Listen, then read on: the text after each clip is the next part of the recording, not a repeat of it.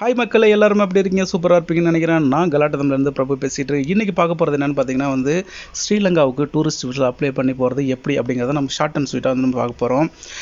இந்த இன்டர்ஃபேஸ் பார்க்குறது புதுசாக இருக்கும் உங்களுக்கு. ஏன்னா ஆல்ரெடி வேறு ஒரு இன்டர்ஃபேஸில் இருந்திருக்கும் இந்த portal.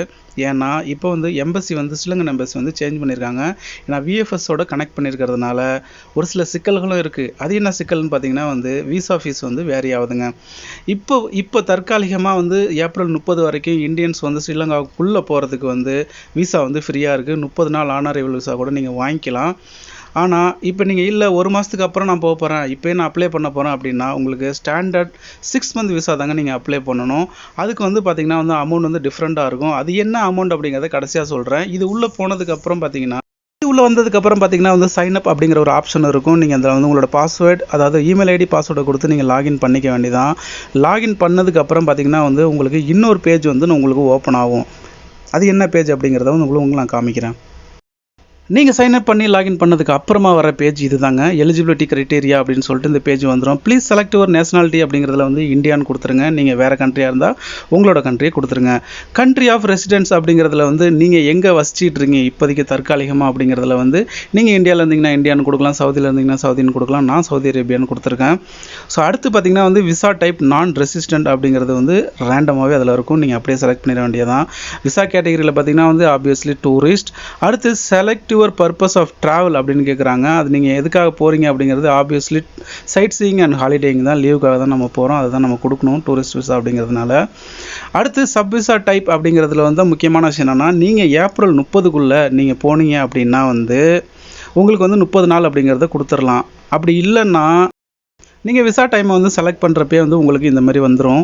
This visa category can be selected only if your arrival date is on or before the 30th April 24. அதாவது 30ஆம் தேதி ஏப்ரலுக்குள்ளே 2024க்குள்ளே ஸ்ரீலங்காக்குள்ளே நான் என்ட்ரி ஆக போகிறேன் அப்படின்னா உங்களுக்கு இந்தியனாக இருந்தீங்கன்னா உங்களுக்கு விசா ஃப்ரீங்க.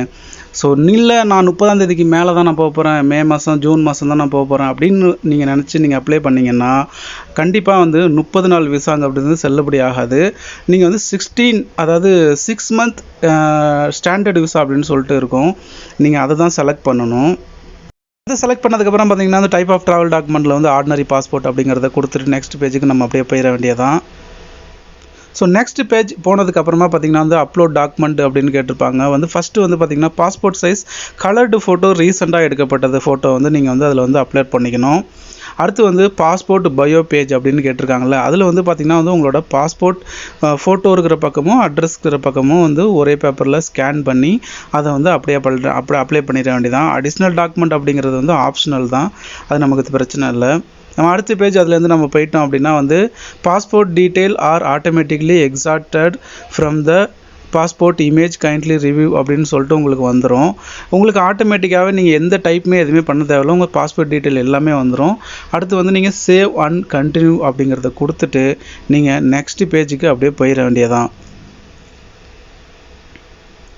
அடுத்து நெக்ஸ்ட் பேஜ் போனதுக்கப்புறம் பார்த்தீங்கன்னா காண்டாக்ட் டீட்டெயில் கொடுக்கணும். பர்சனல் இமெயில் ஐடி, அதாவது நீங்கள் ஒர்க்கிங்கில் இருக்கிற உங்களுக்கு இமெயில் அனுப்புனா வரக்கூடிய அந்த இமெயில் ஐடி அதில் கொடுத்துட்டு உங்களோட ஃபோன் நம்பர், கண்ட்ரி கோடு, எந்த கண்ட்ரியில் நீங்கள் ஃபோன் நம்பர் வச்சுருக்கீங்களோ அதை ஆப்வியஸ்லி கொடுக்கணும். இப்போ 91 இந்தியான்னு கொடுத்துட்டு உங்களோட மொபைல் நம்பரை கீழே கொடுத்துட வேண்டியதான்.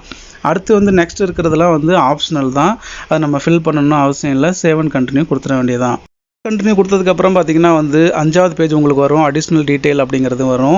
அதில் பார்த்தீங்கன்னா டேட் ஆஃப் அரைவல் இன் ஸ்ரீலங்கா அப்படிங்கிறத கொடுக்கணும். நீங்கள் எப்போ நீங்கள் போய் ரீச் ஆக போகிறீங்க அப்படிங்கிறத இதில் டேட்டை மென்ஷன் பண்ணணும். அடுத்து போர்ட் ஆஃப் என்ட்ரி ஸ்ரீலங்கா, அதாவது எந்த ஏர்போர்ட்டுக்கு நீங்கள் போகிறீங்க அப்படிங்கிறத நீங்கள் இதில் செலக்ட் பண்ணிக்கணும். அடுத்த option during your stay in Sri Lanka your place of stay will be அப்படிங்கிறது நீங்கள் எங்கே தங்க போகிறீங்க, வீட்டில் தங்க போகிறீங்க, ஃப்ரெண்டு வீட்டில் தங்க போகிறீங்கன்னா ஹோம் ஸ்டேன்னு கொடுக்கணும். இல்லை ஹோட்டலில் தங்க போகிறீங்கன்னா ஹோட்டல் கொடுக்கணும். நான் ஹோட்டல்னு கொடுத்துருக்குறேன். அடுத்து பார்த்தீங்கன்னா நீங்கள் எப்போ ஸ்ரீலங்காவிலேருந்து கிளம்ப போகிறீங்க ரிட்டன் அப்படிங்கிறத மென்ஷன் பண்ணணும். நான் 7/6 அப்படின்னு சொல்லி கொடுத்துருக்கேன். நீங்கள் எப்போ போகிறீங்களோ அதை நீங்கள் கொடுத்துக்க வேண்டியதான். அடுத்து நீங்கள் எங்கே தங்க போகிறீங்களோ அதோட அட்ரஸ் நீங்கள் கொடுக்கணும். ஸ்ரீலங்காவோட அட்ரஸ் இதில் நீங்கள் மென்ஷன் பண்ணணும். நான் சும்மா ஒரு எக்ஸாம்பிளுக்கு தான் இதை நான் உங்களுக்கு பண்ணிகிட்டு இருக்கேன். அதனால் நான் அங்கே இருக்கிற சும்மா ஒரு ஹோட்டலோட அட்ரஸ் நான் இங்கே மென்ஷன் பண்ணியிருக்கேன். காண்டாக்ட் நம்பர் வந்து பார்த்திங்கன்னா வந்து அங்கே இருக்கிற ஹோட்டலோட காண்டாக்ட் நம்பர் தான் நான் கொடுத்துருக்குறேன். அடுத்து இதை கொடுத்து முடிச்சதுக்கப்புறம் வந்து கடைசியாக இதுதான் final page. Save and continue அப்படிங்கிறத நீங்கள் கொடுத்துட்டீங்க அப்படின்னா வந்து அடுத்து 6வது பேஜுக்கு உங்களுக்கு போயிடும். அதாவது 6வது பேஜ் என்ன அப்படின்னு பார்த்தீங்கன்னா வந்து பேமெண்ட் அண்ட் ரிவ்யூ அப்படிங்கிற பேஜுக்கு போயிடும்.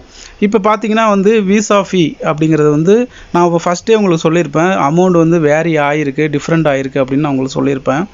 விசா ஃபீஸ் வந்து பார்த்திங்கன்னா வந்து $35, சர்வீஸ் ஃபீஸ் வந்து $18.5 வந்து உங்களுக்கு வந்து சார்ஜ் பண்ணுறாங்க. அதாவது 6 மந்த் விசா. ஆனால் வந்து 6 மந்த் விசா இருந்தாலும் 60 நாள் தான் நீங்கள் வந்து அங்கே ஸ்டே பண்ண முடியும். 60 நாளுக்கு அப்புறம் நீங்கள் வெளியில் தான் வரணும். இந்தியாவுக்கு தான் ரிட்டர்ன் வரா மாதிரி இருக்கும். அடுத்து வந்து கன்வீனியன்ஸ் ஃபீஸ் அப்படின்னு சொல்லிட்டு $5.5 சொல்லிட்டு மென்ஷன் பண்ணியிருக்காங்க.